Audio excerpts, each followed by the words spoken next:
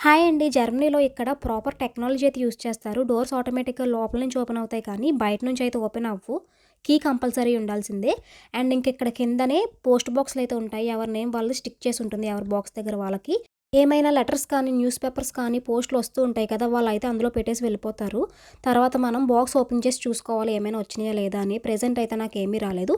And ఇక్కడ మన name అయితే స్టిక్ చేసి ఉంటది. ఎవరైనా కొత్త వాళ్ళొచ్చినా, పార్సెల్స్ వచ్చినా సరే మన నేమ్ దగ్గర ప్రెస్ చేస్తే పైన నాకు రింగ్ అవుతది. రింగ్ అయ్యాక నేను లిఫ్ట్ చేసి మాట్లాడొచ్చు. తెలిసిన వాళ్ళైతే గనక లాక్ నొక్కితే కింద ఆటోమేటిక్‌గా డోర్ అయితే ఓపెన్ అవుతది.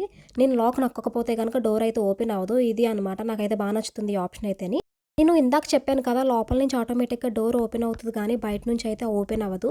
సో, నేనైతే ఇప్పుడు కీ యూజ్ చేసి అయితే తీస్తున్నాను. కీ యూజ్ చేసి అయితే మనం లోపలికెళ్ళాలనమాట. నా ఎక్స్‌పీరియన్స్ ప్రకారంగా అయితే జర్మనీ అయితే సేఫెస్ట్ కంట్రీ అని చెప్పొచ్చు. మీకు ఈ వీడియో నచ్చితే లైక్ చేయండి. అండ్ అలాగే do subscribe to my channel.